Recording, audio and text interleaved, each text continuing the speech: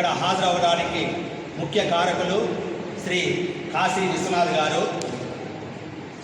ఆయన 65వ జన్మదినోత్సవాన్ని ఈరోజు ఘనంగా మన పీవీకేఎస్ వాకర్స్ అసోసియేషన్ యోగా భవనం నందు జరుపుకోవడము యోగా ధ్యానానికి ఒక ఆదర్శప్రాయమని మనం చెప్పుకోవచ్చు.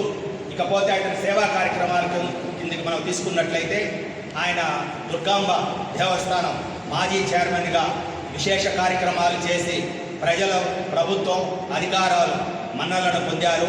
అదేవిధంగా 80 లక్షలతో ఈ పీవీకేఎస్ వాకర్స్ అసోసియేషన్ భవన నిర్మాణంలో స్వర్గీయ వరదారెడ్డి మరియు మునసామ నాయకత్వ గారితో మన వికే విశ్వనాథ్ గారు ఆ రోజు యాక్టివ్గా ఉండి ఈ భవన పూర్తిలో ఎంతో ఆయన కృషి ఉంది.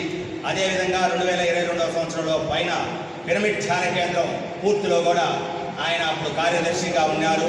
కాబట్టి ఎన్నో సేవా కార్యక్రమాలు పట్టణాల్లో చేస్తూ రాజకీయాలకు అతీతంగా, కులాలకు మతాలకు అతీతంగా అందరినీ కలుపుకోబోయేటువంటి వ్యక్తి.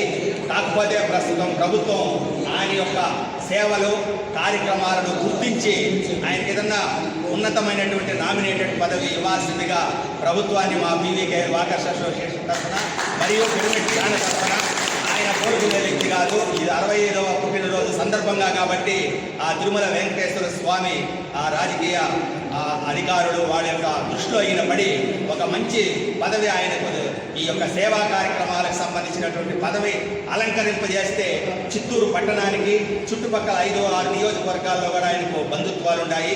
వాళ్ళ పిల్లలు కూడా బాగా సెటిల్ అయిపోయినారు. కాబట్టి సేవా కార్యక్రమాల్లో ముందుండే వాళ్లకు ప్రజాసేవలో ఇంకొంచెం అవకాశం ఇస్తే ఆయనకి ఆరోగ్యం బాగుండేంత వరకు యాక్టివ్గా ఉంటారని మా పీవీకేఎస్ వాకర్స్ అసోసియేషన్ తరఫున స్వార్థంతో మేము కోరుకుంటూ ఇంకా ధన్యవాదాలు. మన ఉండే సభ్యులందరూ కూడా ఆ స్పీచ్ చాలా గొప్పగా చెప్పారు, చాలా సంతోషం. కానీ మనకు బయట పెరుగుతూ ఉంటే కానీ దేవుడు మనకు శక్తి ఇస్తూ ఉన్నటువంటి అదే ఉంటాడే.